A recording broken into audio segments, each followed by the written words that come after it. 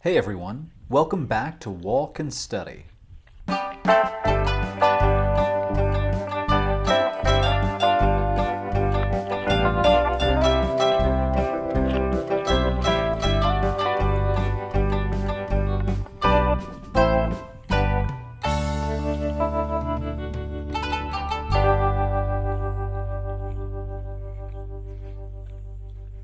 Today we will be going over some very advanced English vocabulary. This video is great for anyone studying for the TOEFL, IELTS, or the GRE, or anyone who wants to learn some very advanced English vocabulary. As we work through these words, we will be walking through a Turkish farm near the Aegean coast. Okay, let's get started. Our first word is banal. Banal is an adjective, and it means predictable or kind of cliched and boring.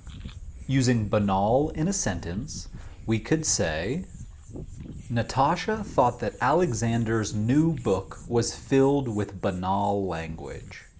So, Natasha thought that Alexander's new book was filled with predictable, cliched, or boring language. We could also say, the dinner conversation between the two diplomats contained nothing but banal pleasantries. So the dinner conversation between the two diplomats included nothing but sort of cliched and predictable, very boring pleasantries. So nothing of any real substance or interest. Our next word is whimsical. Whimsical is an adjective, and it can mean either something or someone who is playfully fanciful, especially in a way that you find amusing or appealing, or it can mean someone or something that acts in a very capricious way, so someone who changes their mind or who is not very consistent in their behaviors. Using whimsical in a sentence, we could say, Betty had a very whimsical sense of humor. So Betty had a sense of humor that was very playful in a kind of weird or offbeat way that was still amusing and appealing. We could also say, Pierre is a very whimsical man whose desires and interests are always changing. So Pierre is kind of an impulsive or unpredictable individual, and as such, his desires and his interests are always changing. Our next word is dyspeptic. Dyspeptic is an adjective, and it means suffering from indigestion or kind of gloomy and irritable.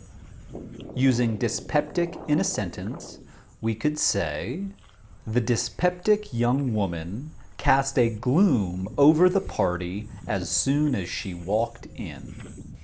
So the irritable, melancholic, or unhappy young woman created a negative atmosphere as soon as she walked into the party.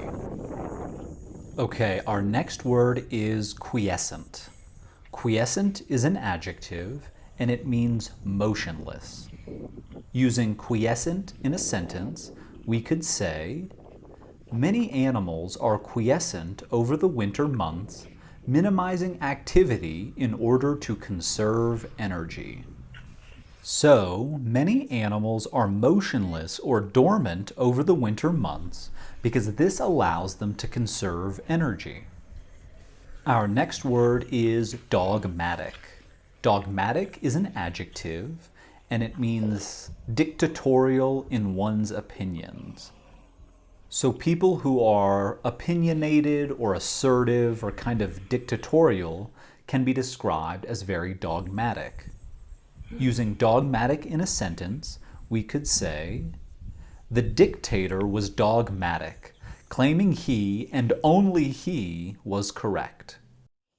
So the dictator was very authoritarian, bossy, kind of domineering, and the evidence of this was that he claimed that he and only he was correct. Our next word is occlude. Occlude is a verb, and it means to stop up or to prevent the passage of something. Using occlude in a sentence, we could say, A shadow is thrown across the Earth's surface during a solar eclipse when the light from the sun is occluded by the moon. So, a shadow is thrown across the Earth's surface during a solar eclipse, and that's when the light from the sun is prevented from passing by the moon. We could also say, Tracy stopped using makeup because she noticed that it was occluding her pores and giving her zits. So, Tracy stopped using makeup because she noticed that the makeup was blocking or closing up and obstructing her pores, and that was giving her zits. Okay, our next word is impious. Impious is an adjective, and it means not devout in religion.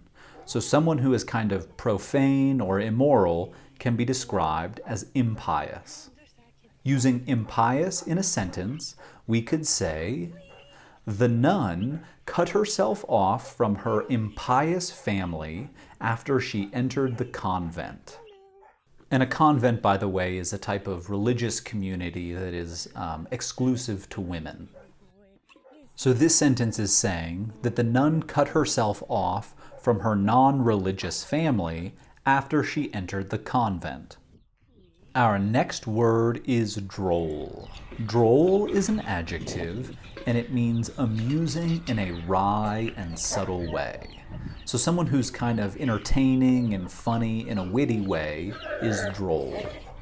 Using droll in a sentence, we could say, although the play could not be described as hilarious, it was certainly droll. So although you couldn't describe the play as hilarious, you could describe it as amusing in a more subtle way.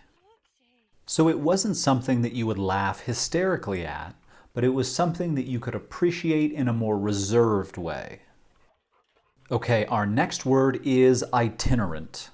Itinerant is an adjective, and it means wandering from place to place or kind of unsettled. Using itinerant in a sentence, we could say, the itinerant mountain lion came back to the same meadow every 2 months.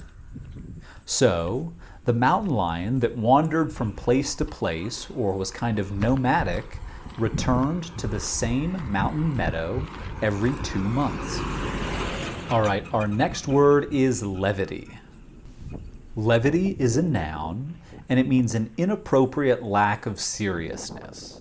So someone who has a lot of levity is overly casual. It can also be used to describe humor or amusement. Using levity in a sentence, we could say, Melissa decided to tell a joke to add some much-needed levity to the otherwise serious meeting.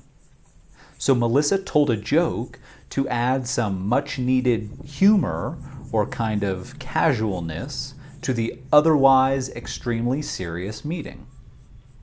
Our next word is fawn. Fawn is a verb, and it means to display an exaggerated amount of flattery or affection in order to gain the favor of the person that you're flattering. Using fawn in a sentence, we could say, the grandparents fawned over their new grandchild. So, the grandparents displayed a kind of exaggerated affection to their grandchild in order for their grandchild to like them more.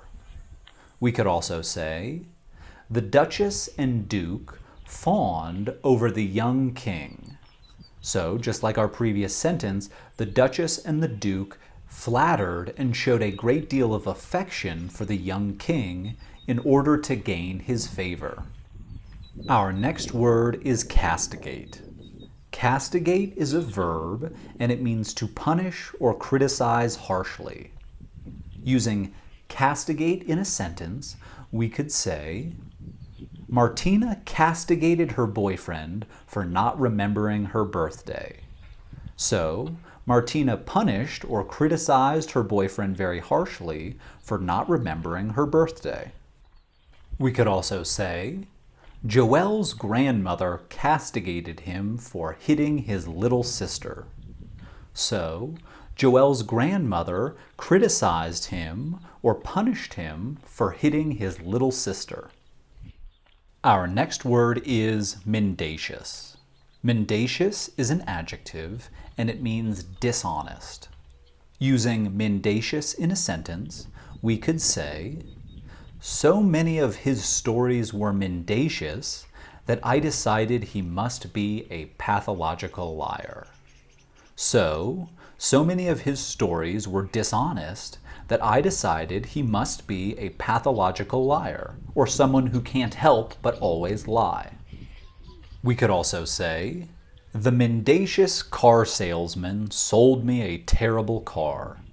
So, the dishonest car salesman sold me a terrible car. Our next word is Spartan. Spartan is an adjective, and it means highly self-disciplined or frugal or kind of austere. Using Spartan in a sentence, we could say, "When she was in training, the athlete preferred to live in a Spartan room so she could shut out all the distractions." So, when she was training, the athlete preferred to live in a very austere or simple, a very frugal room so that she could shut out or avoid all of the distractions. Our next word is pragmatic. Pragmatic is an adjective and it means practical as opposed to idealistic. Using pragmatic in a sentence, we could say, "Though idealistic gamblers think they can get rich by frequenting casinos, pragmatic gamblers realize that the odds are heavily stacked against them." So, while idealistic gamblers think that they can get rich by going to casinos a lot, realistic or practical, kind of rational gamblers recognize that the odds are heavily stacked against them, so not in their favor. Okay, our last word is meretricious. Meretricious is an adjective, and it means falsely attractive or kind of gaudy. Using meretricious in a sentence, we could say, "The castle's meretricious decor horrified the interior designer." So the castle's gaudy or falsely attractive decor horrified the interior designer. We could also say, "Rahim and Melinda fell in love with the meretricious souvenirs displayed around Times Square."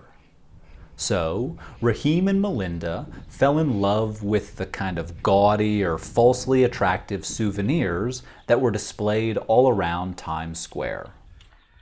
All right, with that, we've gone over some more extremely advanced English vocabulary that's perfect for the GRE, TOEFL, or IELTS. I hope this lesson was helpful to you all. As always, subscribe below, give us a like if you found this video useful, and let us know in the comments section what else you'd like to learn about or see in our next walk and study lesson. Thanks everyone, take care.